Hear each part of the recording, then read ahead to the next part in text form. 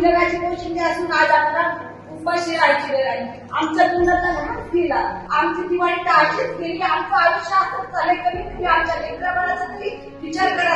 शेतीला भाव नाही, कामाला भाव नाही, कर्जमुक्ती नाही, कर्जमुक्तीच्या नावाने टाकलं.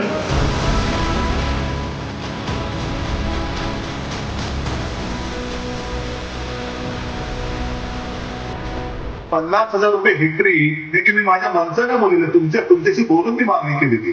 कर्जमुक्ती झालीच पाहिजे ही माझ्यापेक्षा तुमची मागणी, तुमची आत्ताची आवश्यकता आहे, कारण तुम्ही संकटात आहात. पण यांच्या नादानीपणामुळे जी घरं उघडी पडले त्याची जबाबदारी कोण घेणार?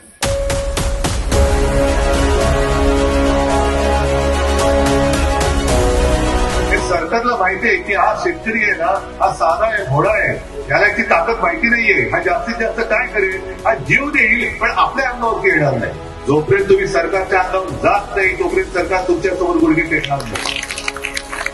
कोणाकोणाला किती मदत आली ती त्याची यादी आहे. तुम्ही आता दादा दिले ना, त्याच्यामध्ये कोणाला 14 रुपये मिळाले, कोणाला 84 मिळाले, कोणाला 151, कोणाला 8 रुपये, कोणाला 146, 113, 116. काय आहे जो इमानदारीने राहतो त्याच्याशी तुम्ही असे वागता आणि जो गद्दारी करतो त्याला 50 रुपये देतात.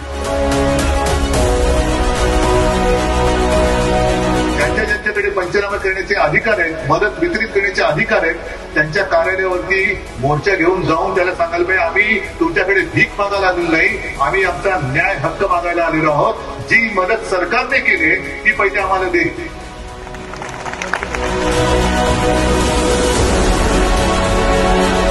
तुम्ही सगळे एकवटून सरकारचा गळा दाबत नाही, त्यांचा सरकारचा श्वास कोंडत नाही ना, तोपर्यंत तुमच्याकडे कोण लक्ष देणार नाही.